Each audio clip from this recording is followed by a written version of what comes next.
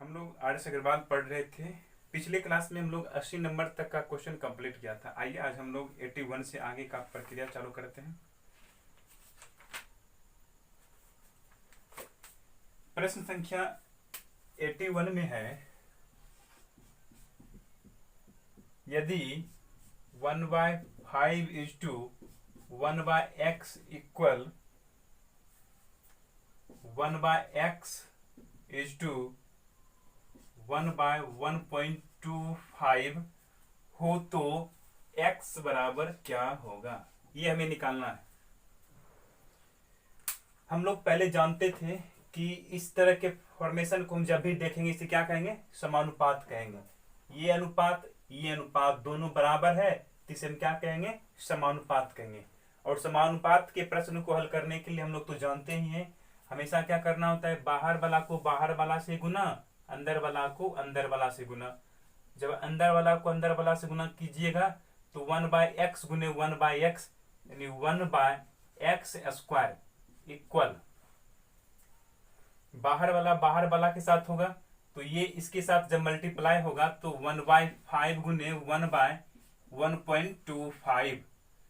दशमलव हटाएंगे, ऊपर में 1 पे 2 जीरो कटेगा। 5 से 25 बार में 25 पचे 125, 4 से 25 बार में, तो कहने का मतलब यहां बचेगा 1/x²। इधर क्या बचेगा, 4 एकम 4 और 5 25, स्क्वायर उधर जाएगा तो रूट अंडर होगा। 4/25 का वर्गमूल कितना हो जाएगा, 2/5। ऑप्शन में हमें मिलाना है कि 1/x का मतलब 2/5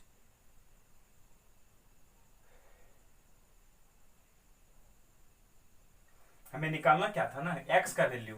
तो x का वैल्यू निकालना है, यानी कि x को उलट देंगे, x ऊपर 1 नीचे, तो 5 ऊपर 2 नीचे, यानी 5/2 मीन्स 2.5। किस विकल्प में मिल रहा है, ऐसा विकल्प ए में दिया गया है। तो 81 का आंसर हो गया क्या चीज, विकल्प ए। आइए अगला क्वेश्चन में थोड़ा सा हम फास्ट खींचने का कोशिश करेंगे।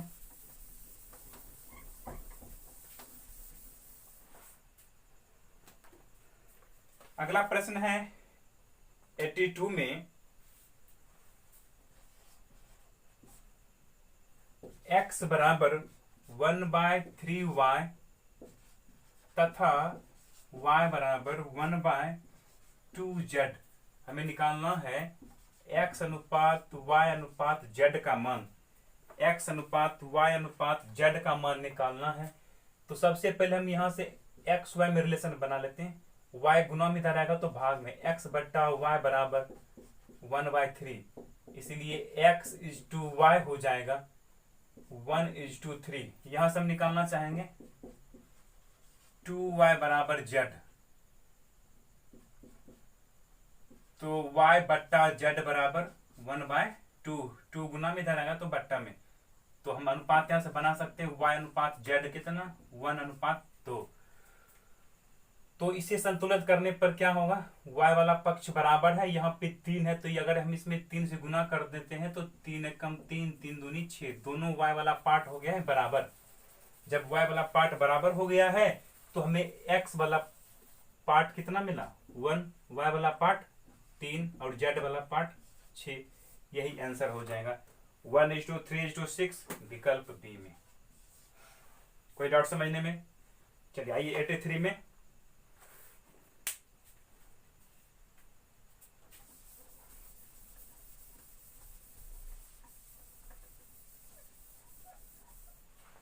में क्या कर रहा है, गौर कीजिएगा। 83 में दिया गया है, यदि a अनुपात b बराबर c अनुपात d हो तो ma प्लस nc अनुपात mb प्लस nd इक्वल वाट, क्या होगा।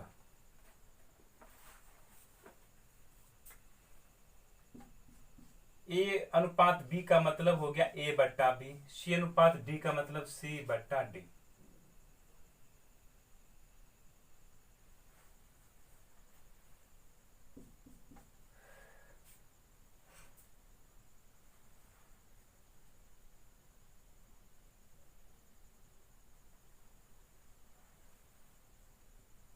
यहां से हमें निकालना है किसका मान, इसका वैल्यू।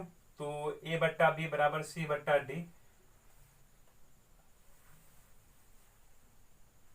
यानी कि ए का मान किसके बराबर, सी के बराबर, बी का मान डी के बराबर हम लिख सकते हैं। जब ए का मान सी रखेंगे तो हो गया ये क्या चीज, M C plus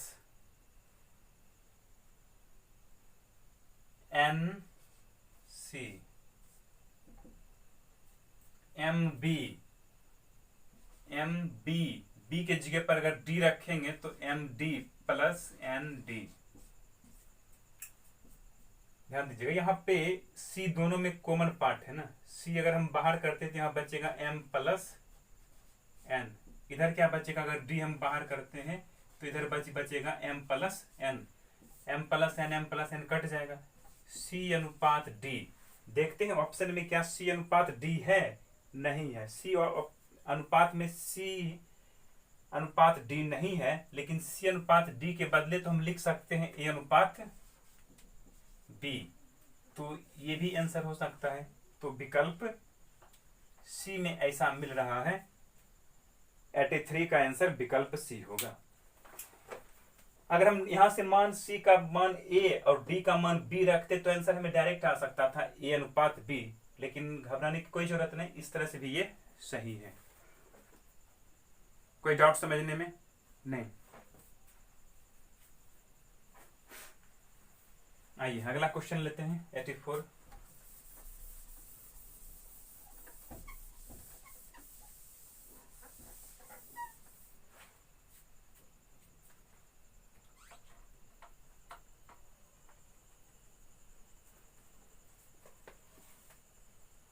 eighty four में है, यदि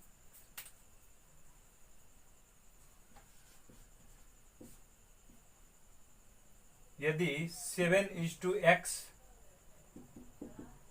समानुपात का सिंबल 17.5 22.5, तो x का मान क्या होगा। ये तो समानुपात के पद को हल करने के लिए आप लोग जानते हैं, इसको आप बनाइएगा 84, 85, 86। सेम पैटर्न पे आधारित प्रश्न है, ये आप लोग बनाइए, आप लोगों के लिए ये होमवर्क हम रख रहे हैं। आते हैं हम 87 में। 87 में है P अनुपात Q बराबर R अनुपात S बराबर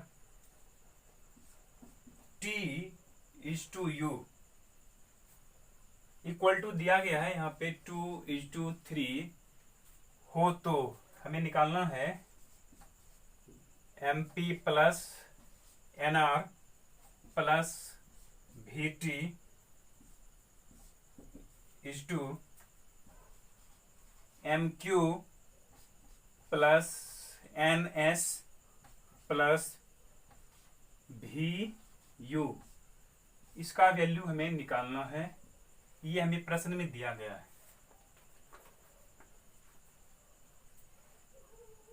गौर कीजिएगा, P बट्टा Q, P अनुपात Q का मतलब P बट्टा Q, R बट्टा S, T बट्टा U, सबका वैल्यू किसके बराबर है, 2/3 के बराबर है। M P के साथ M है, N के साथ R है और V के साथ T है। यह हम दोनों पक्ष को जब हम मिलाते तो हम देख रहे हैं कि P और Q के गुणनफल में M है, P और Q के गुणनफल में क्या है, M है, तो हम P और Q के गुणनफल में M कर देते। यहां भी M से गुना करेंगे, यहां N से गुना करेंगे, यहां V से गुना करेंगे, तो इससे मान पे कोई प्रभाव नहीं पड़ेगा। यानी कि इसका भी मान 2, इसका भी मान 3, इसका मान 2, इसका मान 3, इसका भी मान 2, इसका भी मान 3, तो सारा मान हम यहाँ पे पुट कर देते हैं। MP के जगह पर 2, NR के जगह पर भी 2 और VT के जगह पर भी 2, क्योंकि ऊपर वाला सब 2 के बराबर होगा और नीचे वाला सब 3 के बराबर होगा। 3 + 3 + 3, 2 2 4 2 6, 3 3 6 3 9। तो 3 दोनों में कॉमन फैक्टर मिल रहा है तो लिख सकते हैं 2 तिया 6, 3 तिया 9, अर्थात 2:3 होगा। 87 का आंसर 2:3 विकल्प बी में मिलता है। कोई डाउट नहीं समझने में?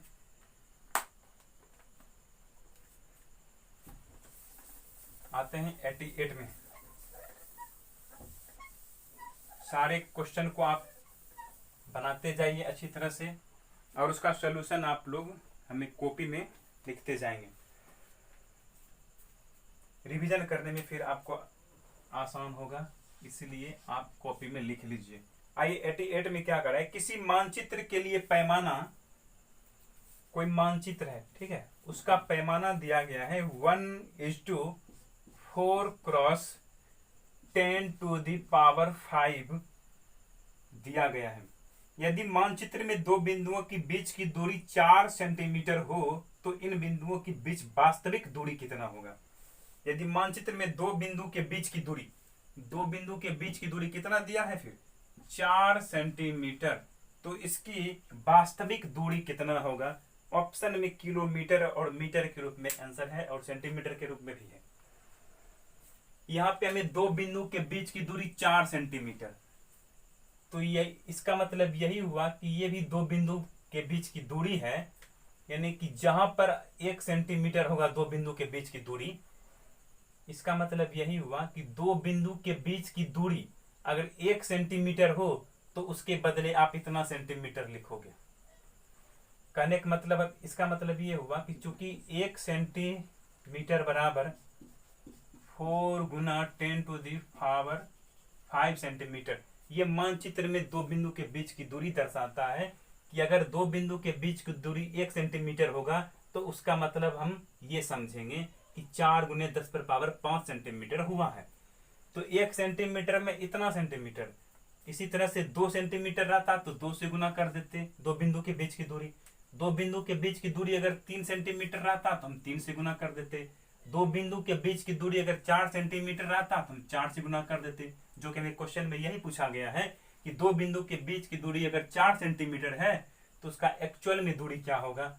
तो एक्चुअल में दूरी 4 से हम गुना कर देंगे, 4 चौका 16 × 10⁵ सेंटीमीटर।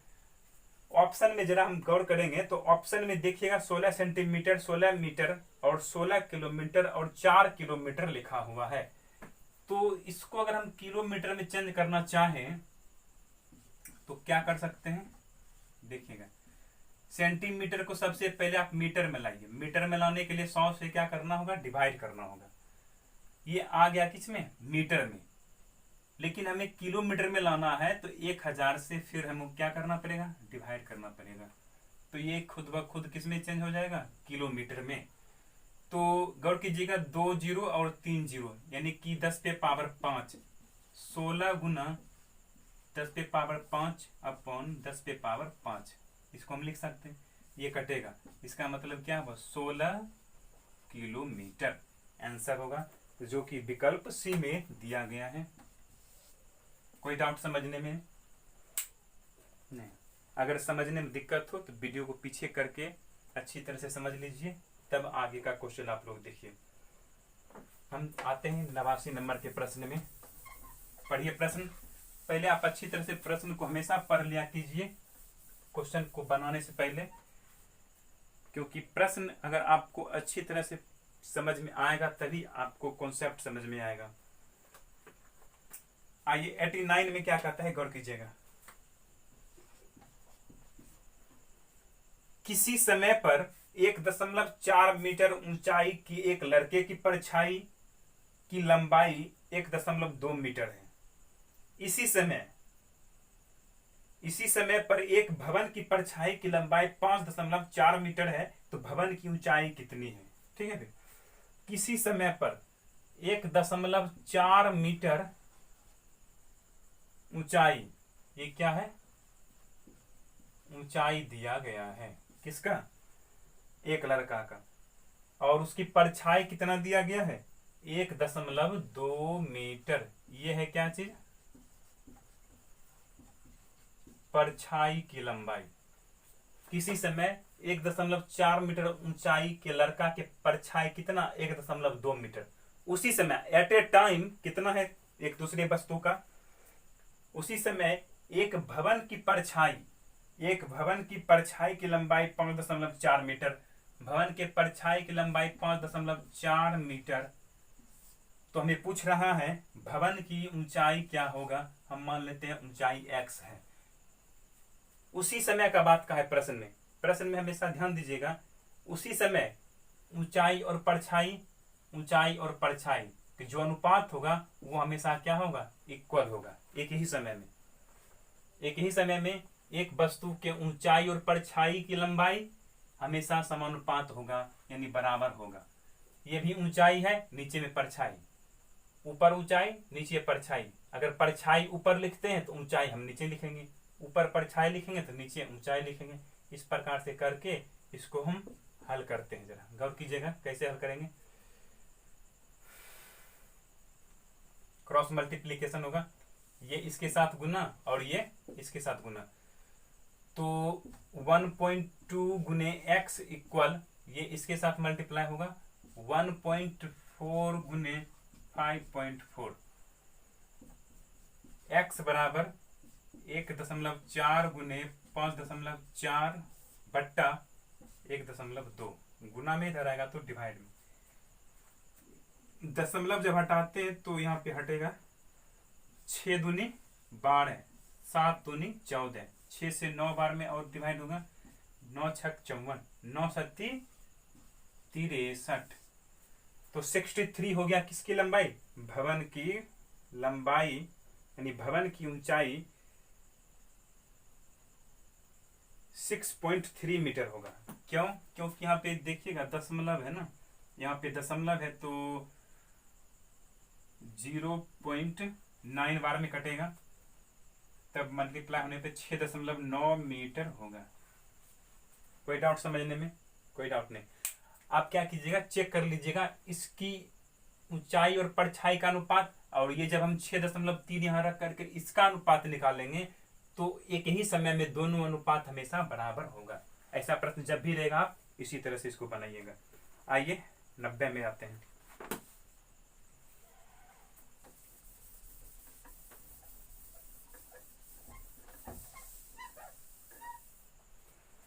पर ये 90 नंबर के प्रश्न में क्या कर रहा है, एक भिन्न के अंश तथा हर का अनुपात 3:4, अंश और हर है उसका अनुपात कितना है, 3:4 है। अंश में से 9 घटाने पर नई भिन्न मूल भिन्न का 2/3 हो जाती है, तो मूल भिन्न का अंश कितना है।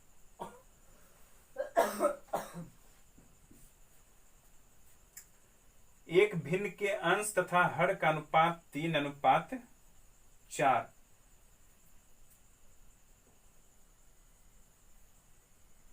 हम मान लेते यहाँ पे प्रश्न में दिया गया है अंश और हर का अनुपात 3:4, इसको मानेंगे 3x, तो ये हो गया 4x, तो भिन्न क्या बनेगा 3x बट्टा 4x, ये हो गया भिन्न। तो कहा क्या कि अंश में से 9 घटाइए, अंश में से जब आप 9 घटाइएगा तब ये नया भिन्न, ये जो भिन्न बना नया, वो मूल भिन्न का 2/3 हो जाता है। मूल भिन्न कितना है 3x बट्टा 4x, इसका 2/3 हो जाता है, मीन्स बराबर हो जाता है। चलिए इसको हल कर लेते हैं जरा। 3 से 3 कटेगा, 4x से 4x कटेगा, देखते इधर बचेगा क्या, 3x माइनस 9, यहाँ पे 2x, 2x इधर आके घटेगा तो 3x माइनस 2x बराबर 9, ये घटेगा ना, तो x बराबर कितना फिर 9। हमें निकालना क्या था, गौर कीजिएगा, यहाँ पे हमें मूल भिन्न का अंश कितना है, मूल भिन्न, तो मूल भिन्न क्या था 3x बट्टा 4x, तो ये मूल भिन्न का अंश क्या है 3x है, तो 3 गुने 9 इक्वल 27 यानी कि 27 होगा, जो कि विकल्प सी में मिलता है। कोई डाउट समझने में? कोई डाउट नहीं। आइए 91 में लेते हैं। समझ में अगर दिक्कत हो तो वीडियो को हम पीछे करके देखिए, क्योंकि अगर हम दोबारा समझाएंगे तो वीडियो की लंबाई थोड़ा बड़ा हो जाएगा। इससे बेहतर है कि आप वीडियो को पीछे करके फिर से समझने का कोशिश कीजिए। चीज वही है, समझ में दिक्कत नहीं आएगा। आइए 91 में, वह कौन सी भिन्न है जिसका 1/27 के साथ वही अनुपात है जो 3/11 तथा 5/9 का अनुपात है। वह कौन सी भिन्न है? हम मान लेते हैं कि वह भिन्न है x। वो भिन्न क्या है? x, जिसका 1/27 के साथ वही अनुपात है। मतलब इसका और 1/27 का जो अनुपात है वही अनुपात 3/11 और 5/9 के साथ है। मतलब दोनों बराबर है, अर्थात ये समानुपात बनेगा। और समानुपात के प्रश्न को हल करने के लिए आप लोग जानते हैं, बाहर वाला को बाहर वाला से कर देंगे गुना, अंदर वाला को अंदर वाला से करेंगे गुना। तो x गुने 5/9 और 1/27 गुने 3/11, 3 से कटेगा 9 बार में, 9 से ये 9 कट जाएगा। तो 5x बराबर 1/11, इसीलिए x बराबर 1 ये 5 गुना में है, इधर आएगा तो भाग में, भाग का मतलब 11 गुने 5 अर्थात 1/55। यही आंसर होगा 91 का। वह कौन सी भिन्न है जिसका 1/27 के साथ वही अनुपात है? वो भिन्न यही है 1/55। 1/55 जब यहाँ पे रखिएगा तो ये जो अनुपात बनेगा ये इसी अनुपात के क्या होगा? इक्वल होगा। 91 के बाद आइए 92 में 92 नंबर का प्रश्न पढ़िए, इंपॉर्टेंट क्वेश्चन है। क्या कहता है प्रश्न, देखिएगा।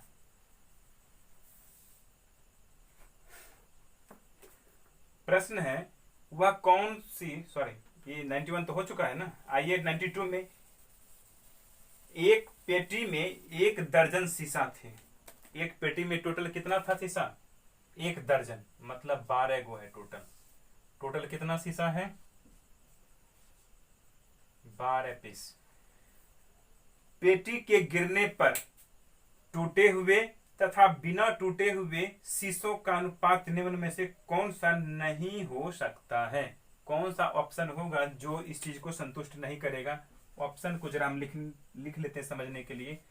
2:1, 3:1, सी 3:2 और ऑप्शन डी है 7:5। ये विकल्प दिया गया है। प्रश्न में ये कहा था कि एक पेटी है, उस पेटी में टोटल 1 दर्जन शीशा है। इसका मतलब कि 12 पीस उसमें शीशा है। जब पेटी गिरा तो पेटी में टूटे हुए शीशा और बिना टूटे हुए शीशा का अनुपात इनमें से कौन सा नहीं हो सकता है? टूटा हुआ शीशा और बिना टूटा हुआ शीशा मिलाकर के 12 पीस ही होगा। अर्थात जो अनुपातिक योग इसको डिवाइड करेगा वो अनुपात संभव होगा। जो अनुपातिक योग इसको डिवाइड करेगा पूरा पूरा वही संभव होगा, और जो अनुपात डिवाइड नहीं करेगा वो संभव नहीं होगा। पहला ऑप्शन है 2:1, इसका मतलब हो गया 2:1 3, 3 इसको डिवाइड करेगा तो हम कहते हैं कि अनुपात में 3 संख्या में टोटल 12। 3 से काटेंगे तो 3 चौका 12, यानी कि 4 दूना 8, 4 एकम 4। तो हम कह सकते हैं कि 8 गो टूटा हुआ और 4 गो बिना टूटा हुआ, कुछ भी हम कह सकते हैं। तो ये तो संतुष्ट करेगा, ये अनुपातिक योग संतुष्ट करेगा। 3:1 4, 4 से जब डिवाइड कीजिएगा तो भी पूरा पूरा कट जाएगा, ये भी संतुष्ट करेगा। 3:2 5, यही एक ऑप्शन है 3:2 5 जो 12 को डिवाइड नहीं करेगा। तो यही ऑप्शन टूटे हुए शीशा और बिना टूटे हुए शीशा का अनुपात संभव नहीं हो सकता है। बाकी ये भी हो सकता है 7:5 का मतलब 7 5 12 जो इसको डिवाइड करेगा। तो इस तरह के प्रश्न जब भी रहेगा तो हम यही समझेंगे कि जो अनुपातिक योग इसको काटेगा वही अनुपात संभव होगा, टूटा हुआ शीशा और बिना टूटा हुआ शीशा का। लेकिन जो अनुपातिक योग अगर इसको नहीं डिवाइड करेगा वो संतुष्ट नहीं होगा। कैसे संतुष्ट नहीं होगा? क्योंकि अनुपातिक योग 5 है जो इसको डिवाइड ही नहीं करता है। जब डिवाइड करेगा नहीं तो हम अलग अलग गुना करके कैसे निकालेंगे कि टूटा हुआ शीशा और बिना टूटा हुआ शीशा मालूम होगा। तो ये तीनों ऑप्शन ही संभव हो सकता था, लेकिन हमें क्वेश्चन में यही कहा रहा था कि कौन सा ऐसा ऑप्शन संभव नहीं हो सकता है, तो वो है विकल्प सी का। आइए 93 लेते हैं क्वेश्चन।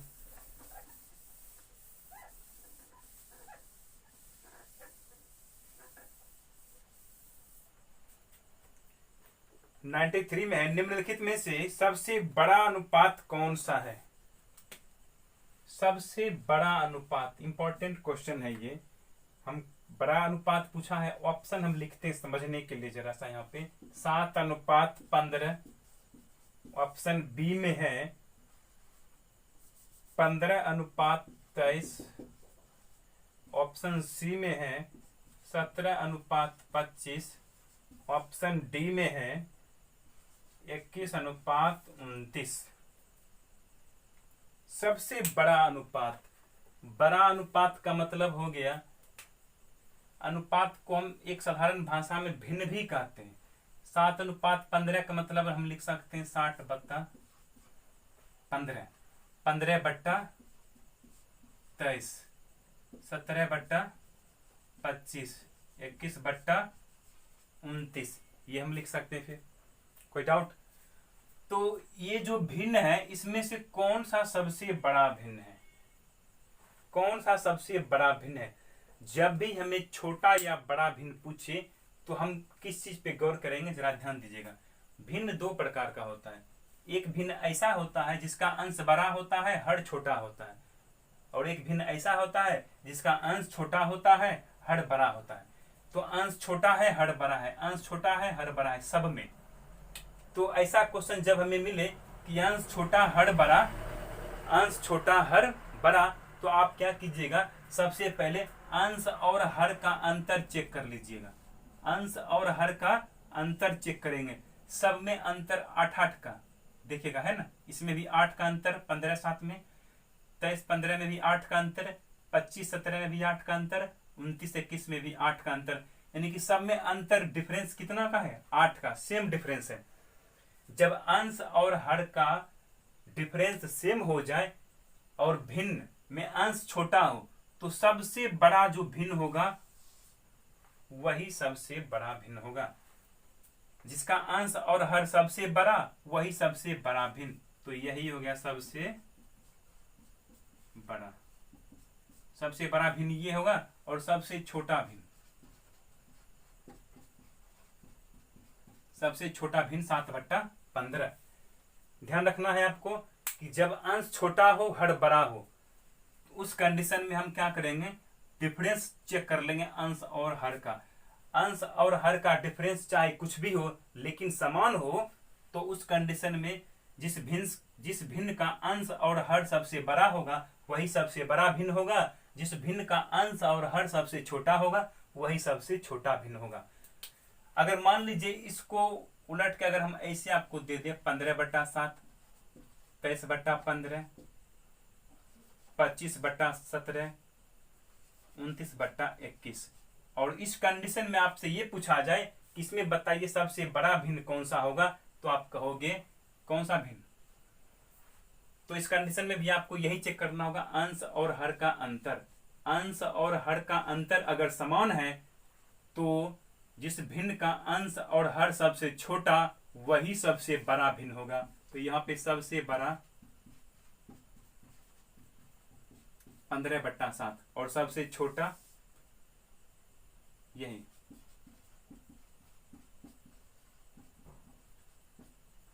अंश और हर का अंतर अगर सेम है तो जिस भिन्न का अंश और हर सबसे छोटा वही सबसे बड़ा होगा।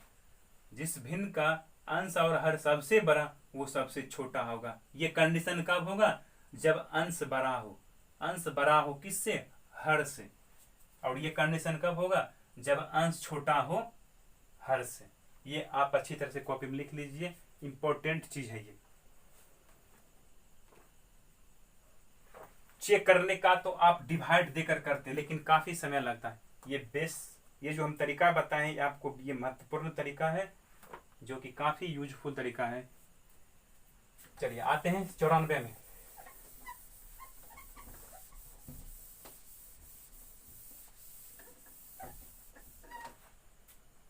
देखिएगा 94 में क्या कर रहा है, किसी समकोण त्रिभुज के समकोण बनाने वाली भुजाएं 5:12 के अनुपात में है।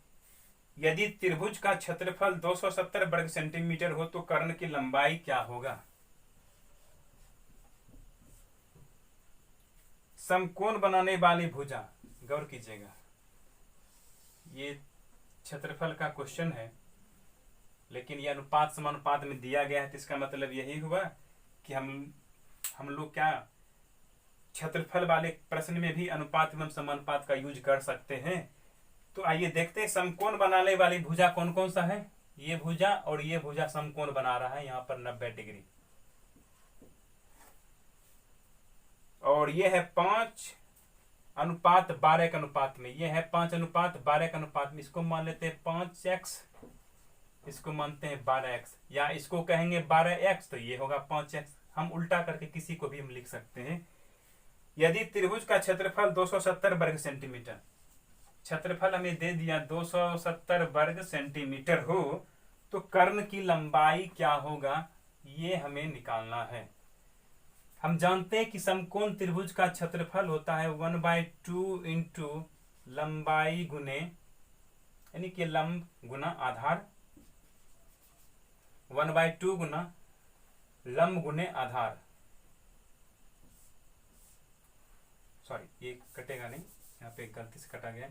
ये 5x गुने 12x इक्वल टू 270, क्योंकि क्षेत्रफल बराबर दिया हुआ है क्वेश्चन में 270 सेंटीमीटर स्क्वायर। अब देखिए जरा काट करके क्या कटता है। 5 से ये 25 शेष बचेगा 2, 5 चौका 20, 2 6 से कटेगा, 2 छक 12, 9 छक 54, ये 2 से 2 कट जाएगा, तो इधर बचेगा x स्क्वायर, इधर कितना बचा 9। हम कह सकते हैं कि x बराबर कितना, स्क्वायर इधर आएगा तो रूट अंडर, यानी x बराबर 3। यही 3 जब अलग अलग रखिएगा यहाँ पर, तो ये हो गया 5 गुने 3 और ये हो गया 12 गुने 3, 12 तिया 36, 15 सॉरी 5 तिया 15। हमें निकालना है कर्ण की लंबाई क्या होगा। तो कर्ण की लंबाई निकालने के लिए क्या करते हैं, रूट अंडर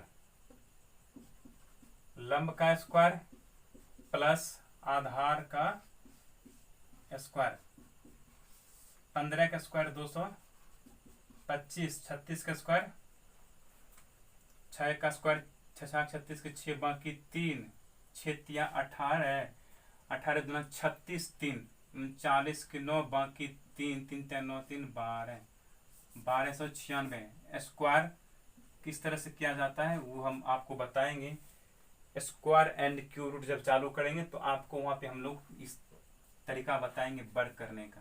तो फिलहाल यहाँ पे 6 5 11 का 1 बाकी 1 2 1 3 9 3 12 2 बाकी 1 2 1 3 2 5, 1521 का वर्गमूल कौन सा ऑप्शन संभव हो सकता है। ये ऑप्शन या तो ए होगा या फिर डी होगा। ये ऑप्शन 39 सेंटीमीटर होगा। 1521 सेंटीमीटर का वर्गमूल 39 सेंटीमीटर।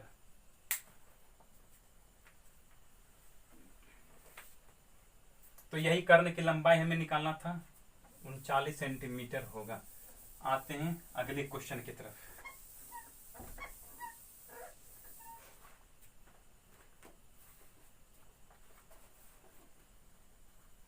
नाइन्टी 95 में क्या कर रहे हैं देखिएगा। एक चतुर्भुज के कोण, कोई चतुर्भुज है जिसका कोण 6 3 4 और 5 के अनुपात में है। एक त्रिभुज का सबसे छोटा कोण चतुर्भुज के सबसे बड़े कोण का 1/4 है। देखिए ये जो दिया गया है हमें ये दिया गया है चतुर्भुज के प्रत्येक कोण का अनुपात। हम जानते हैं चतुर्भुज के चारों अंतः कोणों का योग 360 डिग्री होता है। कितना होता है? 360 डिग्री। ये चतुर्भुज के चारों कोना का योग 360। ये चतुर्भुज के चारों कोना 6, 3, 4, 5 के अनुपात में। इसका मतलब ये हुआ कि एक कोना अगर 6 डिग्री का लगभग होगा तो वो 3 डिग्री का होगा, दूसरा, तीसरा 4 डिग्री का, चौथा 5 डिग्री का। जोड़िएगा तो अनुपात में टोटल कोण 6, 3, 9, 9, 4, 13, 13, 5, 18। चारों कोनों का योग अनुपात में 18 होता है, लेकिन चारों कोनों का योग संख्या में 360 डिग्री। 18 दूना 36। अनुपात 1 का वैल्यू 20 से अलग अलग गुना करेंगे। 20 छक 120, 20 तिया 60, 20 चौका 80, 20 पचे 100। ये क्या मालूम हुआ हमें? चतुर्भुज के प्रत्येक कोण की माप। जब इस सबको जोड़ दीजिएगा तो कितना पड़ेगा? 360 डिग्री। यहाँ कोई डाउट नहीं। आइए क्वेश्चन का जो पहला सेंटेंस कहा है उस पर हम गौर करते हैं। प्रश्न में यह कहा कि एक त्रिभुज का जो सबसे छोटा कोण है, त्रिभुज के सबसे छोटा कोण, त्रिभुज का सबसे छोटा कोण, त्रिभुज का जो सबसे छोटा कोण है चतुर्भुज के सबसे बड़े कोण का 1/4। चतुर्भुज के सबसे बड़ा कोण, इसमें से देखिए सबसे बड़ा कौन सा है? तो सबसे बड़ा है 120 डिग्री। तो चतुर्भुज के सबसे बड़े कोण का 1/4 है त्रिभुज के सबसे छोटा कोण।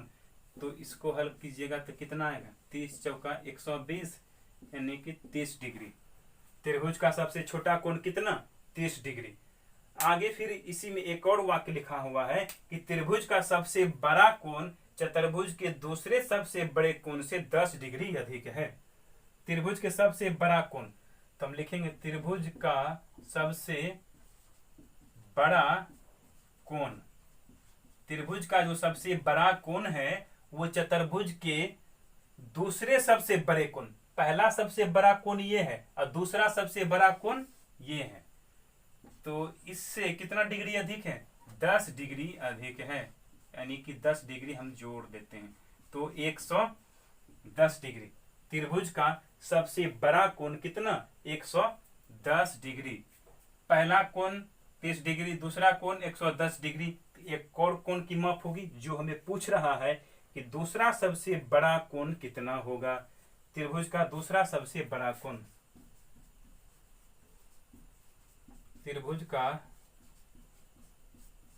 दूसरा सबसे बड़ा कोण, हम जानते हैं कि त्रिभुज के तीनों कोणों का योग कितना होता है? 180 डिग्री।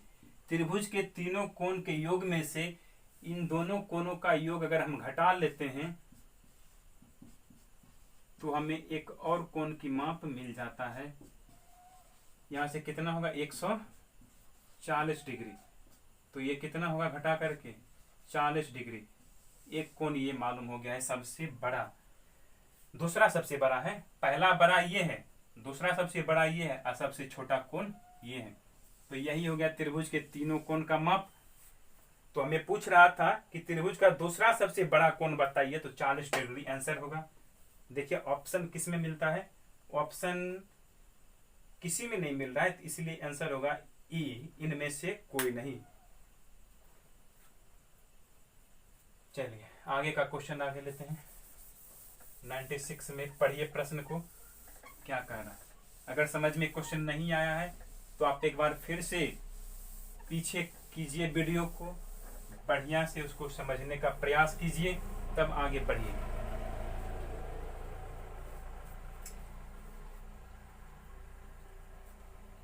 अगला क्वेश्चन है 96 में, एक त्रिभुज के कोण क्रमशः 2, 3, 4 के अनुपात में कोई त्रिभुज है जिसका कोण 2, 3 और 4 के अनुपात में दिया गया है। सबसे छोटे कोण के दुगुने, तथा दूसरे सबसे बड़े कोण के तिगुने का मिलकर योग क्या होगा। सिंपल क्वेश्चन है। सबसे पहले हम ये जान लेते हैं कि त्रिभुज का अलग अलग कोण कितना डिग्री होगा। हम जानते हैं कि त्रिभुज के तीनों कोण, ये मान लेते हैं पहला कोण है, ये दूसरा कोण है और ये तीसरा कोण है। त्रिभुज के तीनों कोणों का योग कितना होता है? 180 डिग्री होता है। त्रिभुज के तीनों कोणों का योग कितना डिग्री? 180 डिग्री। तो त्रिभुज के तीनों कोणों का योग अनुपात में कितना? तो 2 3 5 और 5 4 9। त्रिभुज के तीनों कोणों का योग अनुपात में 9 और संख्या में 180 डिग्री होता है। कटेगा ये 20 बार में। अनुपात 1 का मान 20 से जब अलग अलग गुना कीजिएगा, अलग अलग कोण हमें मालूम हो जाएगा। 20 का 80 डिग्री। ये सब अलग अलग कोण हमने क्या किया है? मालूम कर लिया है। प्रश्न में आगे का सबसे छोटे कोण के दोगुने। सबसे छोटा कोण इसमें से कौन है? 40 डिग्री। सबसे छोटा कोण का दुगुना। उसके बाद दूसरे सबसे बड़े कोण का तिगुना। दूसरा सबसे बड़ा कौन है? ये न है। दूसरा सबसे बड़ा ये है। का योग क्या होगा? 40 दूना 80 प्लस 60 इक्वल 8 6 14 यानी 140 डिग्री होगा। अर्थात इनमें से कोई नहीं।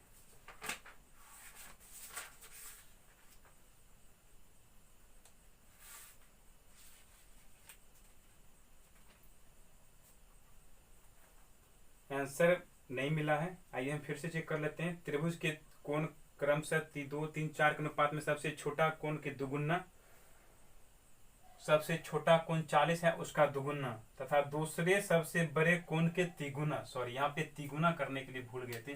दूसरा सबसे बड़ा कोण का तिगुना कहा था, तो यहाँ 3 से गुना करना होगा।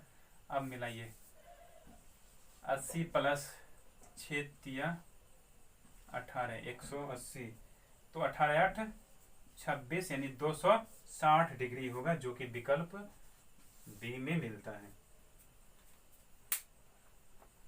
कोई डाउट नहीं। आइए 97 का क्वेश्चन लेते हैं।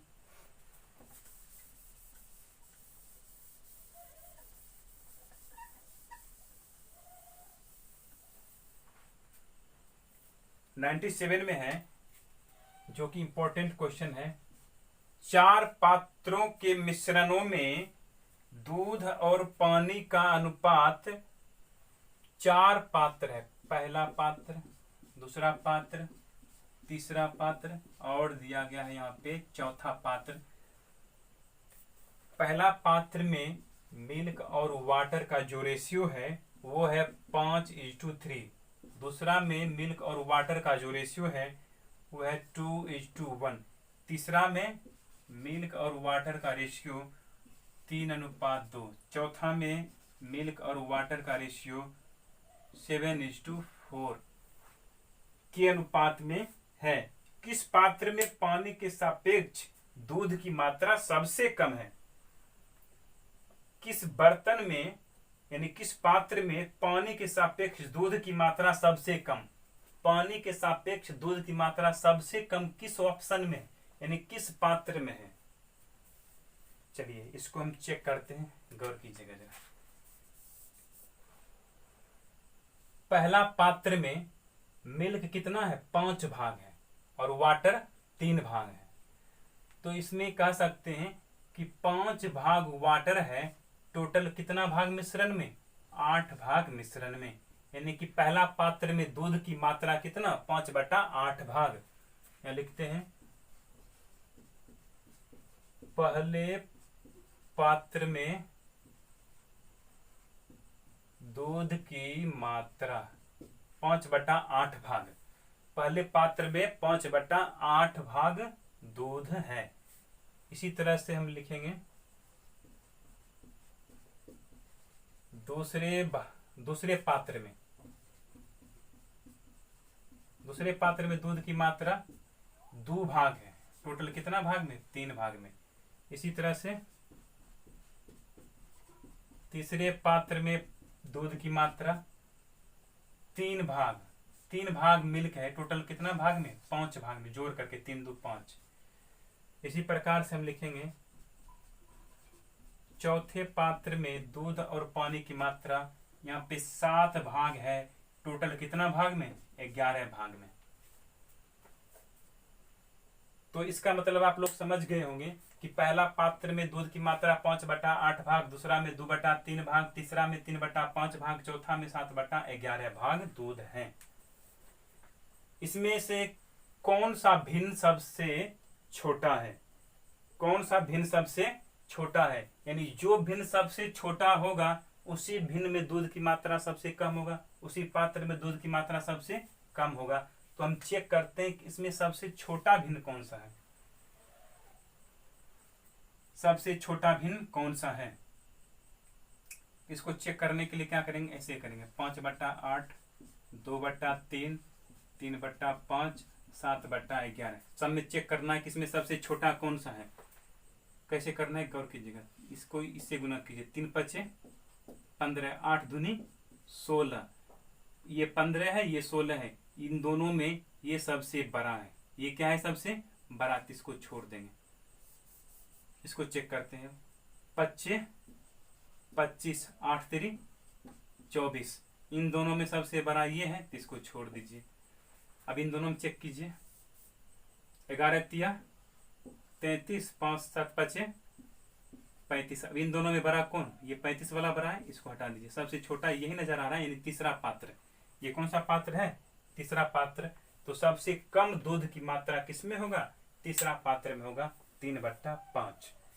इस तरह से भिन्न को जो हम चेक करते हैं छोटा बड़ा, इसका कॉन्सेप्ट और हम आपको अच्छी तरह समझाएंगे। जब हम भिन्न वाला पार्ट शुरू करेंगे तो वहां पे आप लोगों को हम अच्छी तरह समझाएंगे। तब तक आप लोग यहाँ तक ये समझिए कि भिन्न को छोटा या बड़ा पहचानने के लिए क्या करते हैं? भिन्न को इस तरह से लिख देंगे। इसको इसके साथ गुना कीजिए, इसको इसके साथ गुना कीजिए। तो ऊपर अंश में तुलना करेंगे, जो अंश बड़ा होगा वही सबसे बड़ा होगा। एक बार फिर से आपको हम चेक करके बताते हैं। 5/8, 2/3, 3/5, 7/11। इन सब में सबसे छोटा भिन्न जो होगा उसी में दूध की मात्रा सबसे कम होगा। तो देखते हैं कौन सबसे छोटा हो रहा है। 3×5 = 15, 8 दूनी 16। इन दोनों में 15 16 में बड़ा कौन है? ये न बड़ा है, ये बड़ा है। हमको खोजना है सबसे छोटा भिन्न, तो बड़ा बड़ा को काट दीजिए। ये छोटा है फिलहाल। अब आइए इन दोनों में तुलना करते हैं। इन दोनों में जब हम तुलना करते हैं तो पाते हैं कि 25 25, 8 3 24। 25 24 में बड़ा कौन? ये ना, इसको हटाइए। अब इसमें तुलना कीजिए। 11 3 33, 7 5 35। इन दोनों में बड़ा कौन? ये, इसको हटा दीजिए। सबसे छोटा कौन सा? 3/5। यानी कि सबसे छोटा जो पात्र होगा, यानी जिसमें सबसे दूध की मात्रा कम होगा, वो होगा तीसरा पात्र। आंसर होगा तीसरे, जो कि विकल्प सी में दिया गया है। चलिए आइए 98 में।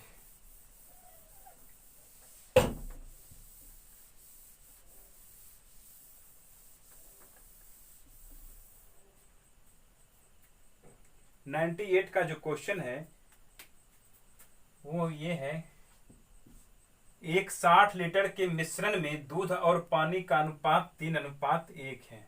60 लीटर का मिश्रण है। मिश्रण कितना का है? टोटल 60 लीटर का। ये क्वेश्चन आपको एलिगेशन में भी मिलेगा। मिश्रण का पार्ट जब हम बताएंगे तो वहां पर भी इस तरह का क्वेश्चन आपको मिलेगा। ये 98, 99, 100, 101, 102 एंड 103, ये सब का सब आपको मिश्रण वाला पार्ट में भी समझाएंगे हम इसके बारे में। तो आइए सबसे पहले 98 नंबर का देख लेते हैं क्या कहता है। तो मिश्रण है टोटल कितना? 60 लीटर। इसमें मिल्क और वाटर का जो रेशियो है वो है 3:1 का, 3:1 का। और इसे हमें को बनाना है 2:1 में। तो इसमें कितना पानी और मिलाया जाना चाहिए? देखिए, मिश्रण में मिल्क और वाटर 3:1 के अनुपात में है। इसका मतलब यही हुआ कि मिश्रण में अगर 3 लीटर दूध होगा तो 1 लीटर पानी होगा। 3 लीटर दूध तो 1 लीटर पानी। तो टोटल मिश्रण अनुपात में दूध पानी मिला करके 4। टोटल मिश्रण अनुपात में 4 संख्या में 60 लीटर, 15 चौका 60, अनुपात 1 का मान 15 लीटर। अब इस अनुपात 1 के मान से इसमें गुना कीजिए, 15 तिया 45, 15 एकम 15, तो ये 45 लीटर हुआ है और ये 15 लीटर। तो आगे देखिएगा क्वेश्चन में यही कहा है कि इसमें कितना पानी और मिलाया जाना चाहिए। ध्यान दीजिएगा, 45 लीटर कितना है, मिल्क है, और 15 लीटर पानी है। हमें मिलाना है पानी, तो मान लेते हैं कि इसमें x हम पानी मिला दिए। कितना मिला दिए पानी, x लीटर पानी मिला दिए। इसमें हमें दूध क्या मिलाना है ये हमें नहीं कहा गया। दूध कितना मिलाना है इसमें कुछ नहीं कहा है। दूध मिलाने के लिए दूध की मात्रा जो पहले था वो भी बाद में उतना ही रहेगा। तो मिल्क की मात्रा 45 लीटर और ये पानी की मात्रा अब इतना हो गया। तब जो ये रेशियो बना वो कहा कि 2:3 के अनुपात में है, मीन्स ये बराबर होगा। अब ये समीकरण को हम क्या करेंगे, हल कर लेते हैं जरा। 45 से 3 गुना करेंगे, 5 तिया 15, 5 बाकी 1, 4 तिया 12, 1 13। इससे गुना करेंगे 15 दूना 30 प्लस 2x, इधर आके घटेगा ये फिर 105 यहाँ पे बराबर में 2x, इसीलिए x बराबर 105/2।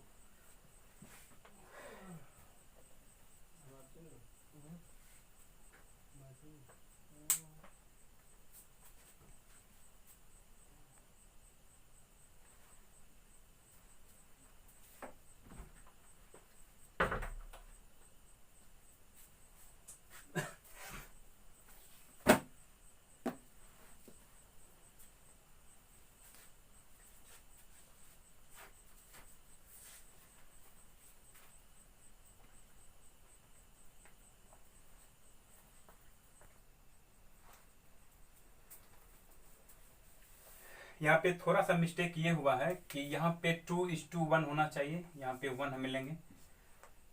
तो फिर से समीकरण हल कर लेते हैं।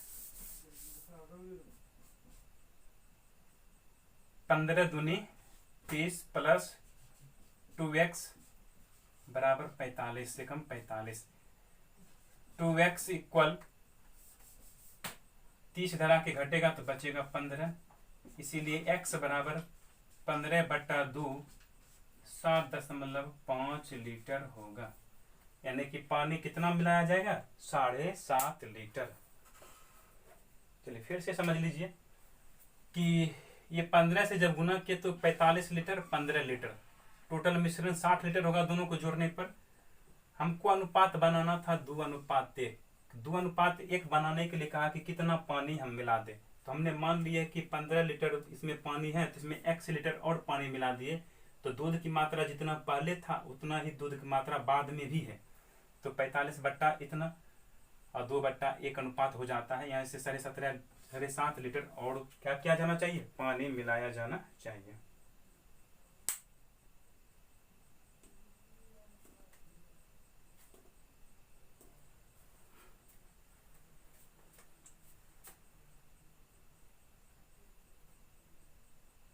चलिए 99 में पढ़िए क्वेश्चन क्या कहता है।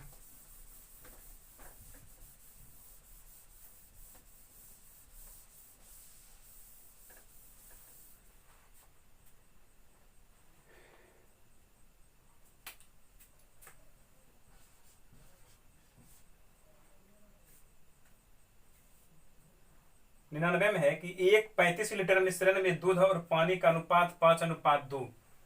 मिश्रण फिर कितना दे दिया, 35 लीटर का। टोटल कितना है, 35 लीटर मिश्रण है। दूध और पानी का अनुपात 5:2। मिल्क और वाटर का जो रेशियो है वो 5:2 का है। इसका मतलब ये हुआ कि टोटल मिश्रण की मात्रा अनुपात में 7 है, संख्या में 35। 7×5 = 35। अनुपात 1 का मान 5। जब इस 5 से अलग अलग गुना कीजिएगा तो 5×5 = 25, 5×2 = 10। इस 5 से इसमें दोनों से गुना किए तो दूध की मात्रा 25 लीटर और वाटर की मात्रा 10 लीटर, दोनों को जब जोड़िएगा तो टोटल 35 लीटर पड़ेगा मिश्रण। आगे कहा है कि यदि इसमें 5 लीटर दूध और डाल दिया जाए, 5 लीटर दूध और डालिएगा तो टोटल कितना दूध हो जाएगा, 25 5 30 लीटर दूध हो जाएगा। पानी की मात्रा तो उतना ही है जितना बाद में होगा, 25 5 30 10 10 दिया 30, यहाँ पे 3 यहाँ पे 1, अर्थात 3:1 होगा, जो कि विकल्प ए में मिलता है।